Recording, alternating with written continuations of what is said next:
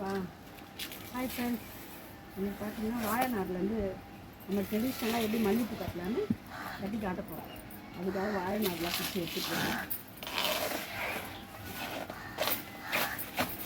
இதை வந்து தண்ணியில் நல்லா ஊற வைக்கணும். ஒரு நாள் ஃபுல்லாக ஊறினா நல்லாயிருக்கும்.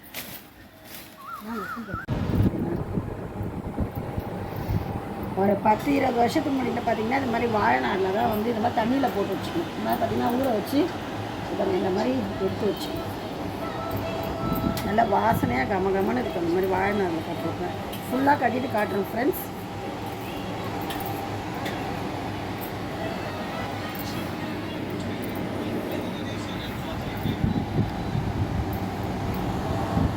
பூனார் கொண்டு பூ ஒன்று கூட கீழே விடாது. எவ்வளோ அழகாக கட்டிடுது. இப்படி தான் கட்டணும். நீங்களும் வீட்டில் பூ வாழைநார் கிடச்சா கண்டிப்பாக ட்ரை பண்ணி பாருங்கள். இந்த சேனல் பிடிச்சிருந்தா லைக் பண்ணுங்கள், ஷேர் பண்ணுங்கள், சப்ஸ்கிரைப் பண்ணுங்கள். Thank you friends.